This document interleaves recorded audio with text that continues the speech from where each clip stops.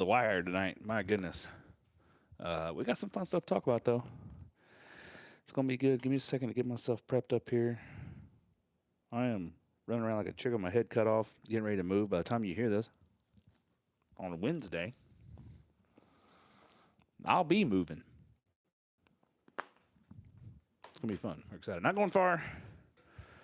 And I'm going to try my hardest, my damnedest to keep this from interrupting the regular show schedule. I'll still be doing these lives on Sundays. This is pretty easy to sit down and do by myself, but it's not always easy to, get guests and everybody else in here. Let's see here.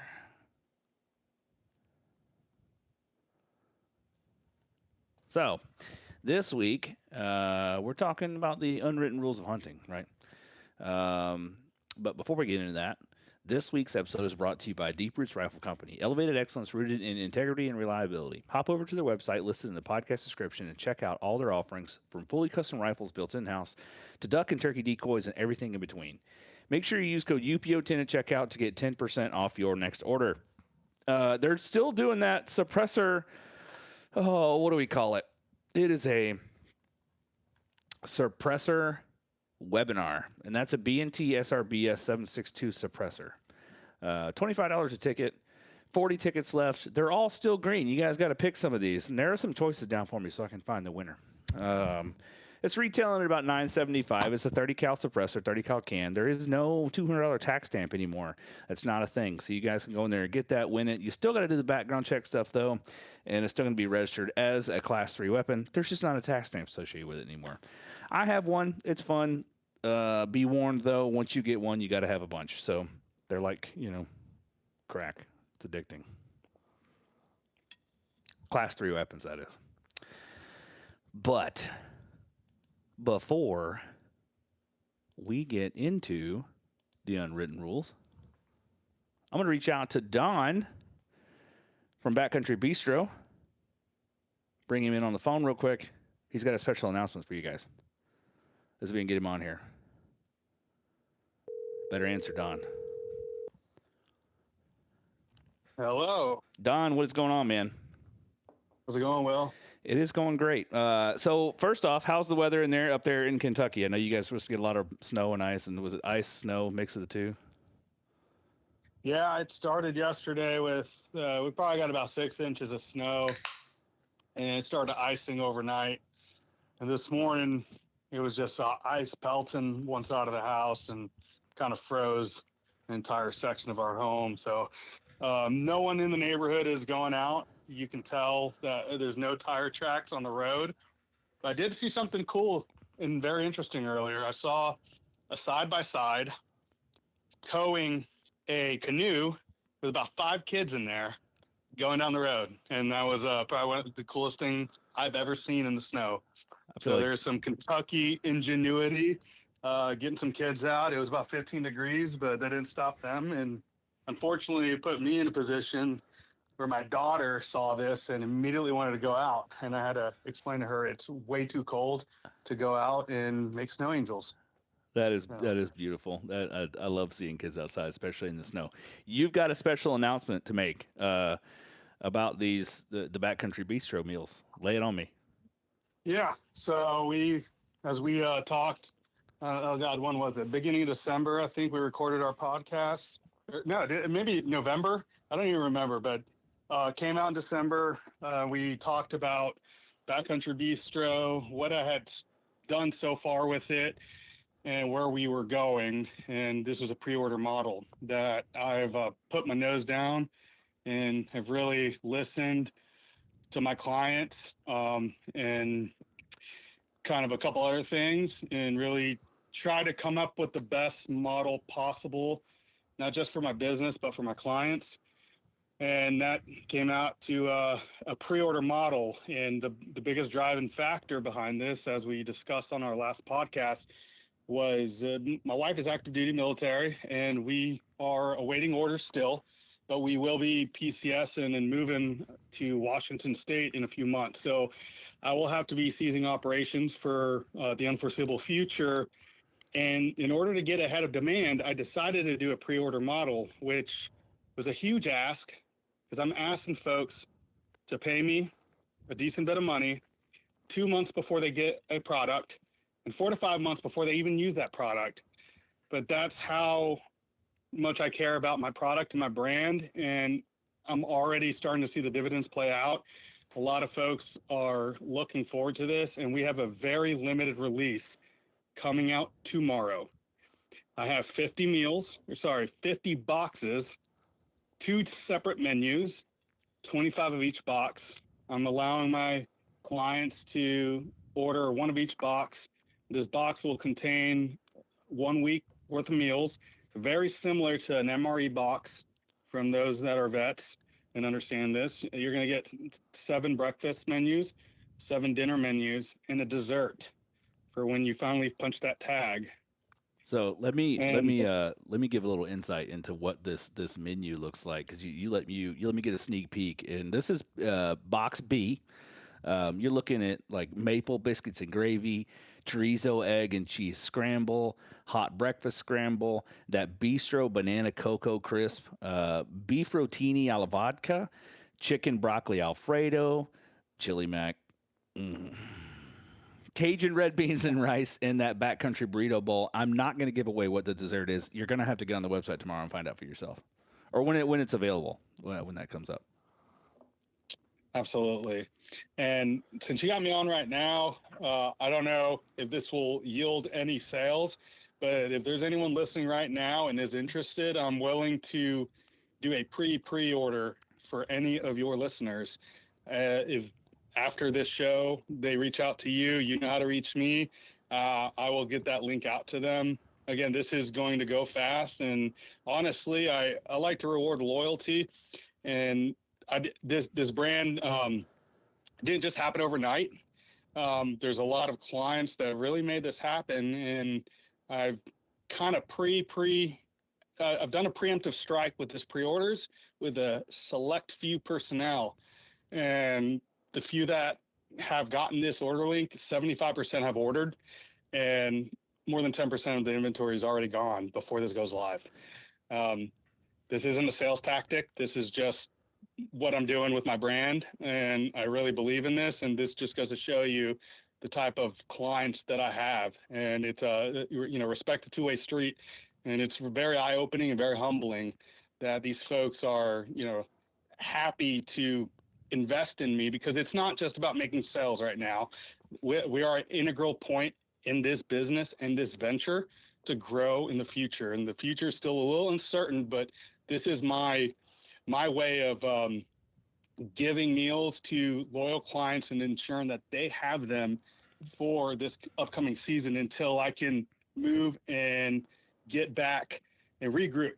And I have a feeling that the way things are going, Backcountry Bistro will be a household name one day, but it's going to take some time, and every order right now helps.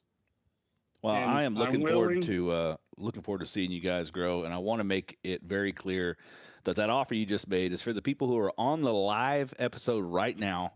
Yes. You get in contact with me, and I will put you in contact with Don. When we're done with this, we'll arrange that contact. If you're listening to this on Wednesday, the link should already be live by then, correct? If there's any boxes left.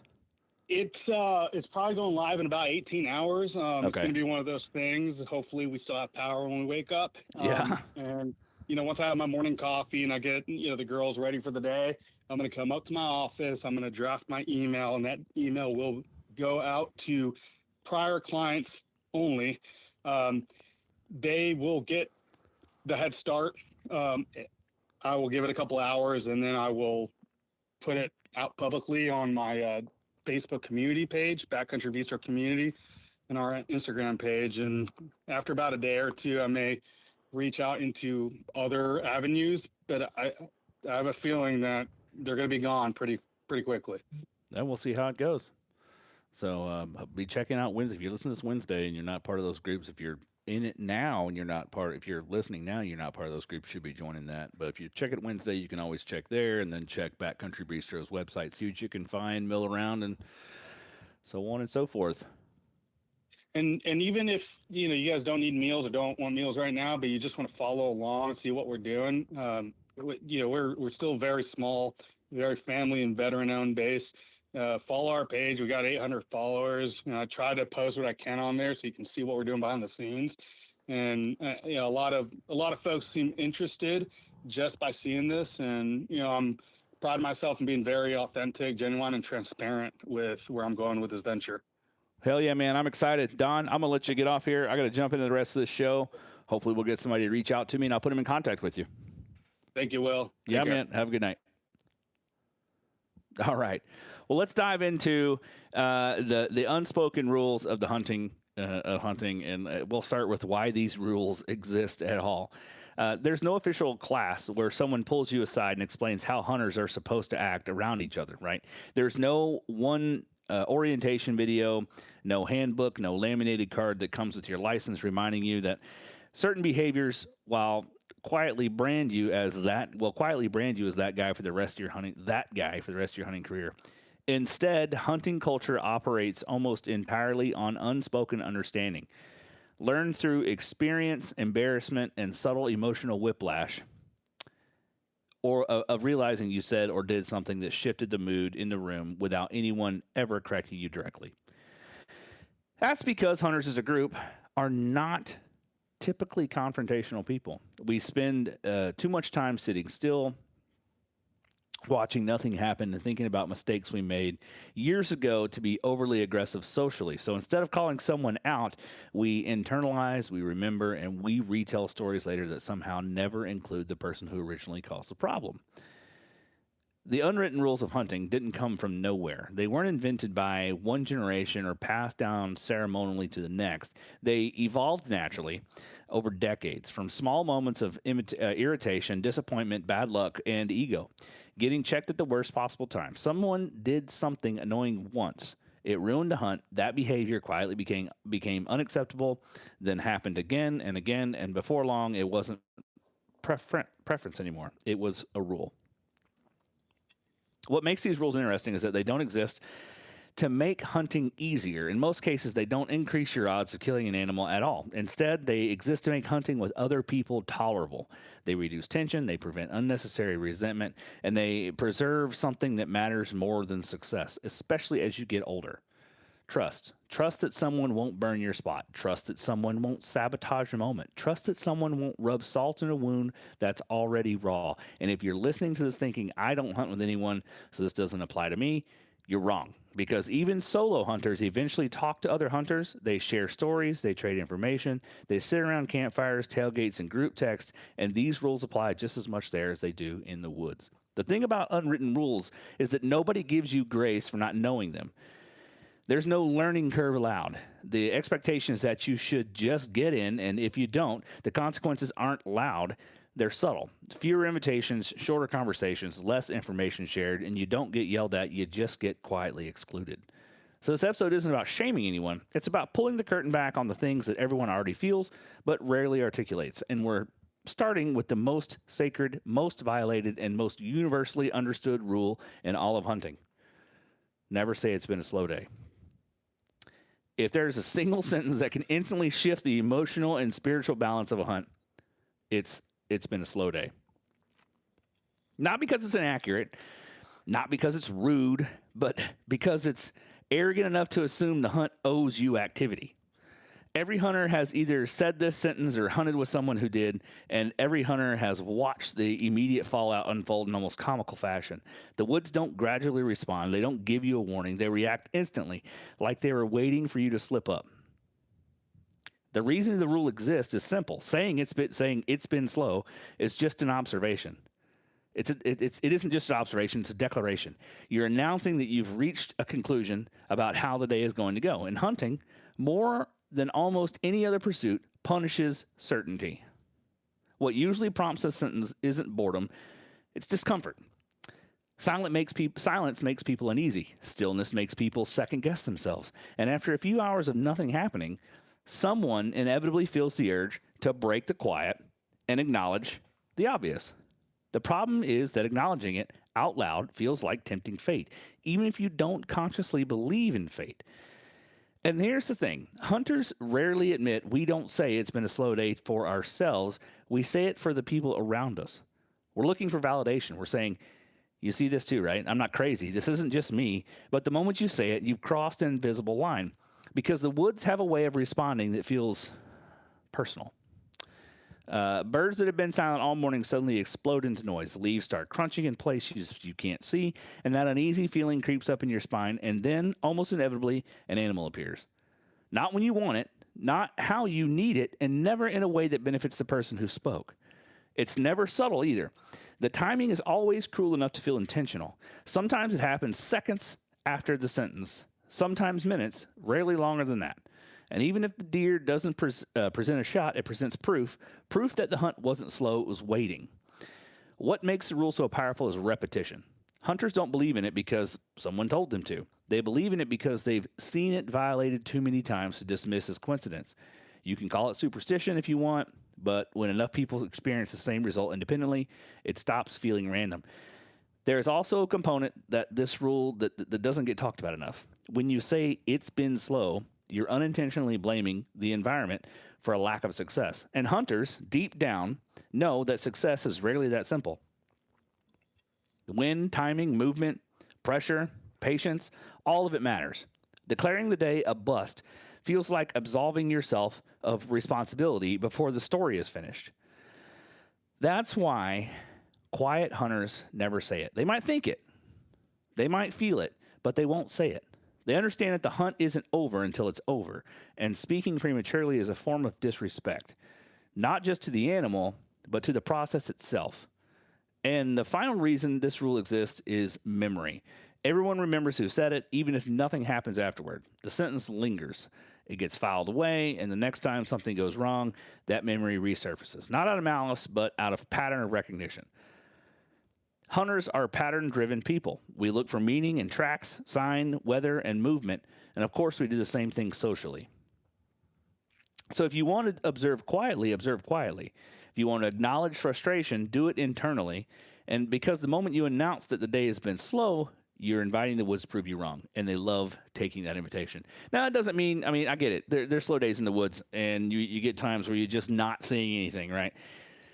But you just... saying it's been slow, it's not. You're giving up hope is a thing, and nobody wants that. So it's more about giving up hope versus the words of saying it's been slow, right? I didn't see anything. You see anything this morning? I didn't see a dang thing. Birds weren't even moving. That's about, make a statement of what you didn't see. Rule number 2, don't brag before the hunt is over. This one drives me crazy. You see it all the time on social media. Hunting is a very specific relationship with confidence, and it's not a healthy one. Confidence is tolerated only in hindsight. The moment you express it before the outcome is decided, hunting will treat it like a personal challenge. Bragging before the hunt is finished isn't just bad luck. It's a misunderstanding of how the entire pursuit works. Because when you brag early, what you're really saying is that you believe the variables are under control. You're saying you've accounted for the wind, the movement, the timing, the pressure, and the unpredictability of wild animal with a functioning brain. And the assumption alone is enough to get you humbled. This usually shows up in subtle ways. Someone mentioned how good the stand location is. Someone casually drops, they almost didn't hunt today because it felt like a sure thing. Someone explains unprompted how dialed their setup is, how perfect the conditions are, how everything is timing up exactly the way it should. Hunters listening to that don't argue. They don't correct it. They just nod quietly because they already know what's coming next. Nothing. Not dramatic.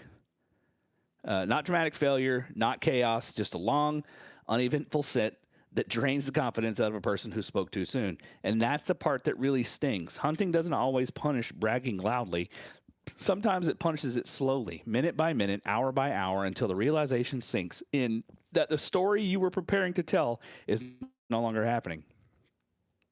What makes this rule stick is that everyone has watched it play out from the outside. You see someone build themselves up verbally, and you watch the hunt refuse to cooperate. You don't feel joy in it exactly, but you feel confirmation. Confirmation that the woods don't reward anticipation, only patience. And it's important to understand that the rule isn't about optimism.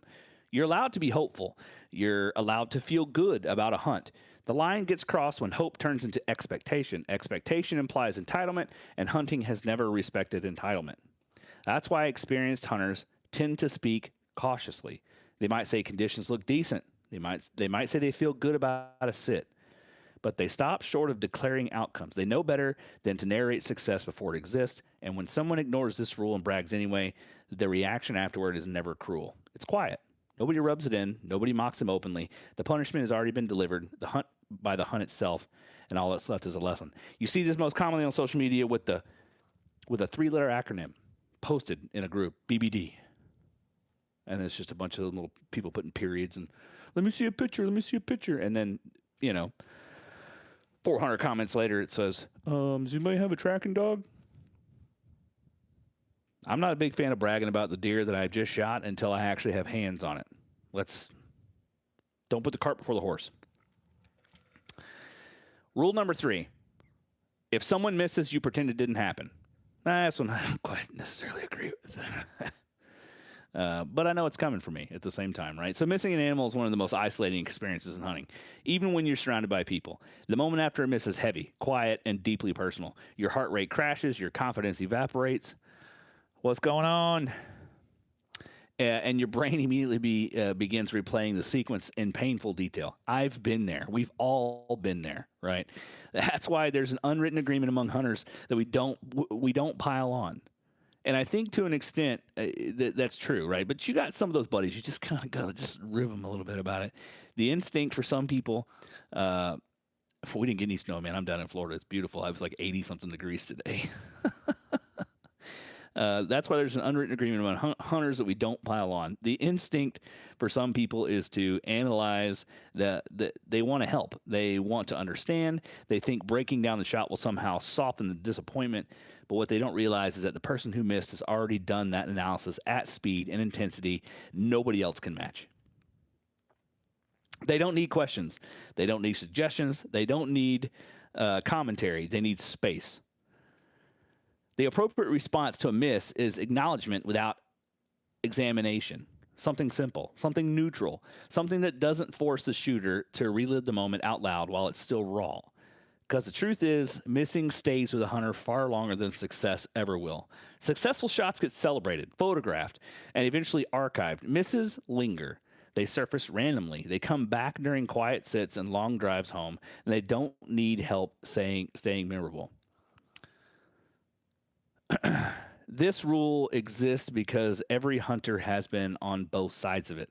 Everyone has missed. Everyone has also been tempted at some point to ask a question they shouldn't have asked, and most people learn very quickly which side of that interaction they never want to be on again. It's also worth noting that someone handles another person's miss. The way someone handles another person's miss says a lot about their experience level. New hunters tend to ask questions. Seasoned hunters tend to go quiet. Not because they don't care, but because they understand that empathy sometimes means restraint. If someone misses, let the moment pass, and if they talk about it later, they'll bring it up themselves. And when they do, that's when reflection becomes useful, not before. I've sat there time and time again in the tree stand and gone over misses that I've had in the past. And it's always been good bucks that I missed. And you just replay that over and you try to figure out what you did wrong. And it's all a matter of not wanting to make the same mistake again. So rule number 4, never ask, why didn't you shoot? Of all the questions you can ask a hunter, this one sounds the most innocent and does the most damage. Why didn't you shoot? To someone who hasn't hunted much, it seems illogical. A deer was there, a shot was possible, an opportunity existed. Why didn't it happen? But to the person who didn't shoot, the answer is never simple. It's layered with doubt, instinct, restraint, and often regret. They already know the reason, and they've already judged themselves for it. Sometimes the reason is practical. The angle wasn't right, the wind shifted, deer never stopped, the shot window was too tight, and sometimes the reason is harder to explain. Something didn't feel right, the moment didn't line up, confidence wasn't there. Hunting requires decisiveness, but it also requires discipline. And choosing not to shoot is still a decision, even if it doesn't produce a tangible result.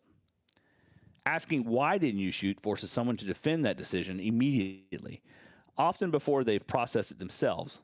It turns to an internal moment into an external evaluation, and that's unfair. If someone wants to explain why they passed a shot, they'll do it on their own terms. They'll bring it up. They'll frame it in a way that they need to frame it, but if they don't, pushing for justification only adds pressure to an already complicated moment. The rule exists because hunting isn't just about pulling the trigger. It's about knowing when not to, and not every decision needs an audience. The hunters who understand this never ask the question. They might nod. They might say, yeah, I get it. Or they might say nothing at all. And the silence communicates more respect than any follow-up ever could. Rule 5, don't touch other people's gear.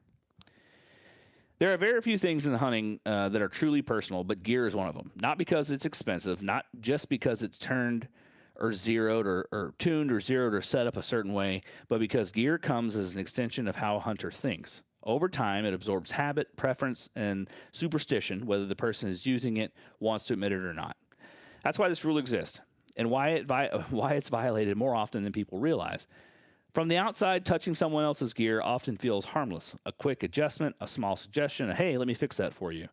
The intent is usually good. The impact almost never is, because the moment you touch someone else's equipment without asking, you've crossed from the helpful into invasive. Every hunter sets things up the way they do for a reason, even if that reason doesn't make sense to anyone else. Bow grip angle, sight placement, release tension, sling position, pack organization. None of it is accidental. It's learned through repetition, failure, and muscle memory. Changing any part of that without consent introduces uncertainty, and uncertainty has no place in a moment that might already be loaded with pressure. There's also a psychological layer to this rule that gets overlooked. Gear represents control, and in a pursuit, there's almost nothing where nothing is guaranteed. The way someone manages their equipment is one of the few things they fully own. Touching it feels like taking the control away, even temporarily. This is especially true when things go wrong later. If a shot misses, if a rifle feels off, if something doesn't work the way it usually does, the mind immediately looks for a reason. And if someone else touched that gear earlier, even innocently, that doubt has a target. Whether it's justified or not, no longer matters.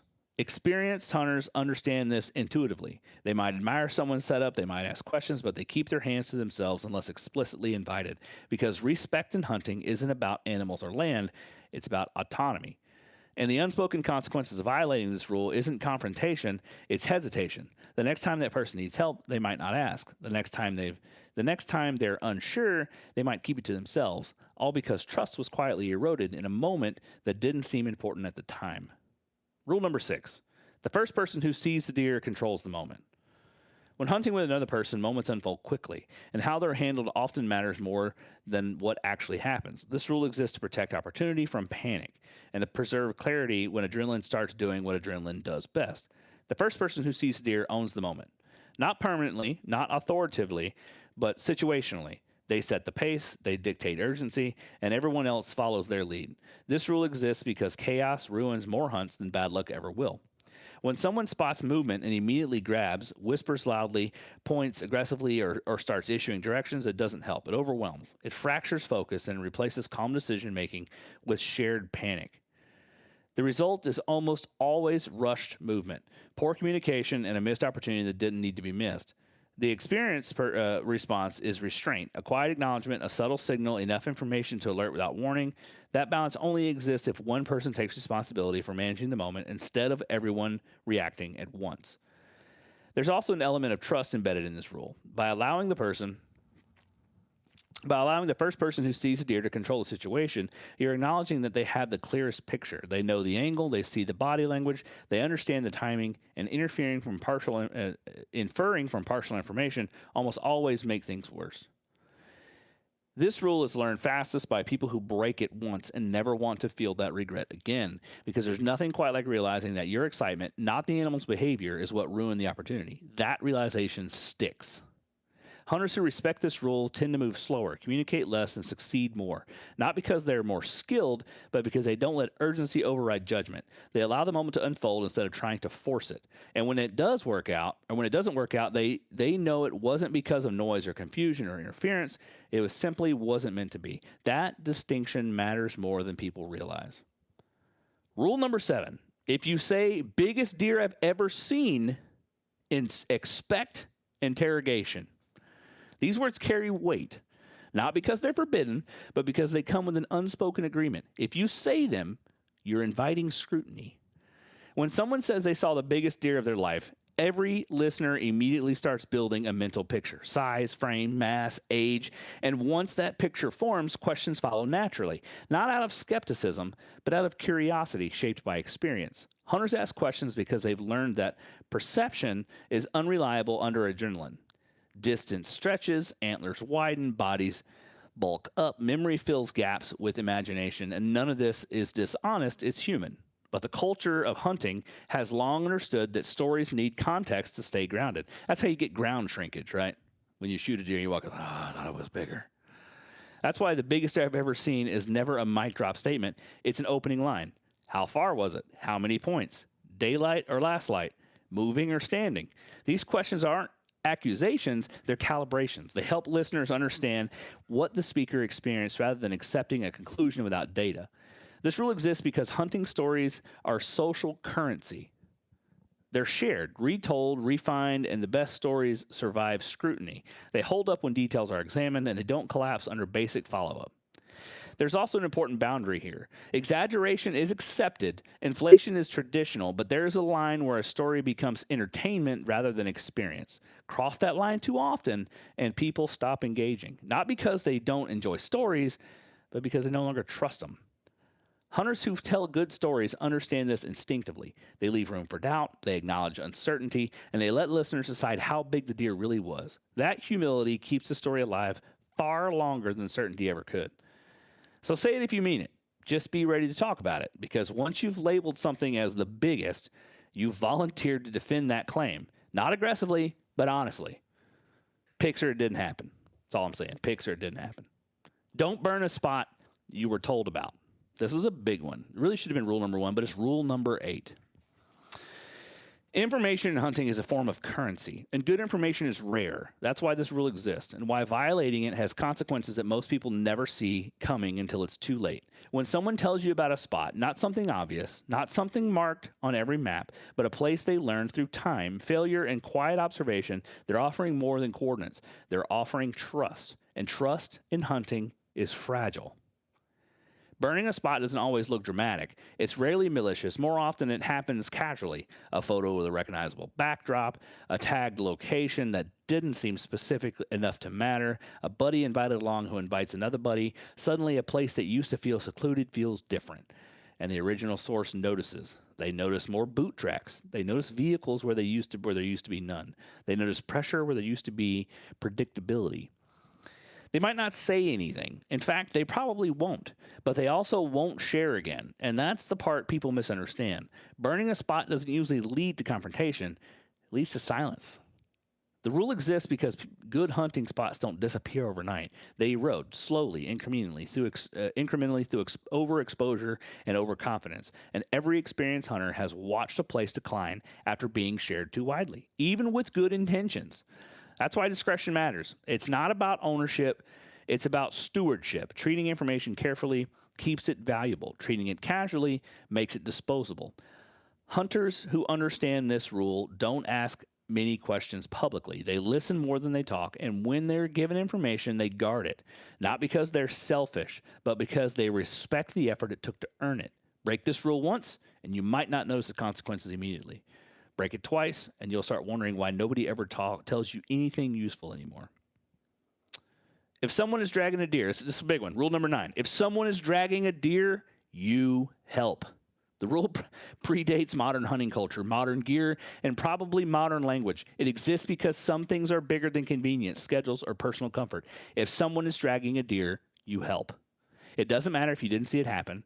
It doesn't matter if you're about to leave. It doesn't matter if you're tired, sore, or hungry. You help. I made some of the best hunting buddies I think I had in a long time when I was up at Fort Campbell, because I got down, I heard a gunshot right before dark, got down on my stand, and I knew the guy was parked across the road in the training area across from me. And I waited at my truck. He came out to the truck. I said, "Did you get him?" He said, I can't find him, having trouble finding it. I said, "You want some help?" He said, "Sure." That was it. And I went there to try to help him find it. Didn't find the deer. But I volunteered my time to help. I would have helped drag. I would have helped skin. Didn't know the guy from Adam. Galen, hope you listen to this. It was good to meet you. And I actually knew his buddy who was coming to help him. He was my neighbor. Dragging a deer is one of those experiences that instantly strips away ego. It's physical, awkward, and exhausting, and humbling. And doing it alone amplifies all of that, which is exactly why this rule remains sacred. Helping isn't about credit, it's about recognition. Recognition that success in hunting doesn't end with the shot. Recognition that effort deserves support. Recognition that someday, the roles will be reversed. Hunters who follow this rule don't ask many questions at the moment. They don't critique shot placement. They don't tell stories. They grab a leg, a handle, or a rope and start moving because the work comes first and celebration comes later. This rule survives because it's fair. Everyone who hunts long enough eventually needs help, and everyone remembers who showed up without being asked. Rule 10. Everyone exaggerates, just don't insult people's intelligence. Hunting stories grow. That's not a flaw, it's a tradition. Distances stretch, antlers widen, conditions worsen. Memory smooths edges and sharpens highlights. That's human nature, and hunting culture accepts that, within reason. This rule exists because there's a difference between storytelling and fabrication. One adds color, the other erodes credibility.